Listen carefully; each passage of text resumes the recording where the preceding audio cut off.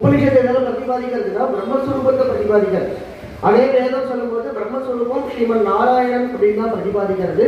அதை ஒரு சரித்திரமா காட்டுறதுமே வந்தது கஜேந்திர மோட்சம். இந்த முழு ஸ்துதி பார்த்தோம்னா ஒரு இடத்துல கூட நாராயணன், விஷ்ணு, ஹரி அப்படின்ற பேரே வராது, எந்த தேவதை பேருமே வராது. அப்போ என்ன வந்து அப்படின்னா ஓம் நமோ பகவதே தஸ்மை, அந்த பகவானுக்கு நமஸ்காரம் அப்படின்னா.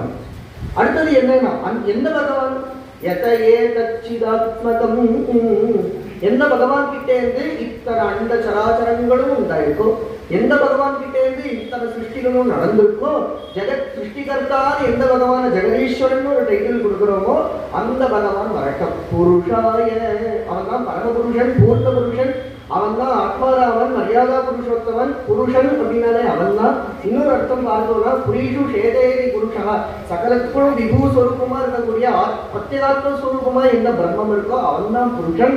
அந்த பகவான் வரட்டும். மேல என்ன சொல்றேன்னா ஆதி பீஜாய, இந்த வார்த்தை தான் நம்ம எல்லாருக்கும் தெரிஞ்ச வார்த்தை.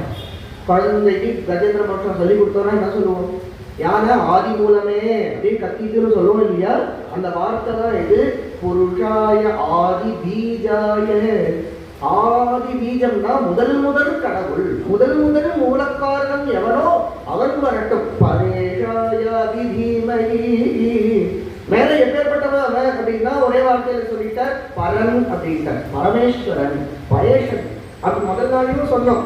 சத்தியம் பரம் தீமஹி அப்படின்னா ஸ்ரீ வியாசாச்சாரியர் பாகவதத்தை ஆரம்பிக்கிறார். இங்க சொல்றது யார அப்படின்னா பரமேஸ்வரனான தெய்வம் அப்படின்னா சகல தேவாதி தேவன் வரதராஜனை தான் சொல்றது, தேப்பெருமான தான் சொல்றது. அந்த ஸ்ரீமன் நாராயணன் தான் சகலத்துக்கும் ஆதி பீஜம். ஆனா பேர் பிரத்யட்சமா வரணும், பேர் பிரத்யட்சமா வரணும். எப்போ ஜெகத் சிருஷ்டிகர்த்தா அப்படின்னு சொல்லிட்டோமோ அப்பவே என்ன தெரிஞ்சுட்டா அது நாராயணன் தான் குறிக்கிறது அப்படின்னு தெரியாது. காரணம் என்ன அப்படின்னா அத்வைதபட்சமா சொன்னோம் அப்படின்னா வெறும் ஆத்மஸ்வரூபம் பிரம்மஸ்வரூபம் அப்படின்னு சொல்ல வேண்டியதா இருக்கும்.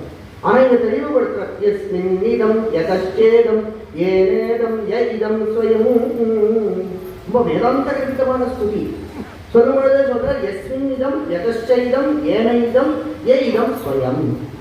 ஜெகத் சிருஷ்டியை வச்சுட்டே சொல்ற சொரூப லட்சணம் சொல்லியாச்சு, பரம்னு சொல்லியாச்சு, சத்தியம்னு சொல்லியாச்சு, ஆதி பீஜம்னு சொல்லியாச்சு.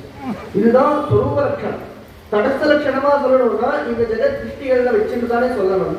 அப்போ எந்த பகவான் எஸ்மின் இதம், எந்த பகவான் இந்த ஜெகத்துல விளங்குறானோ, சகலத்துக்குள்ளயும் அந்தர்யாமியா எவன் பிரவேசிச்சு இருக்கானோ, எஸ்மின் இதம் யதஷ்ட இதம், எவன்கிட்டே இருந்து இந்த சிருஷ்டி வந்திருக்கும், எவன்கிட்டே இருந்து இந்த உலகம் வந்திருக்கும். அப்போ எவன்கிட்டே இருந்து வந்திருக்குன்னா காரணம் அப்படின்னு அர்த்தம், உலகம் தான் காரியம் அப்படின்னு.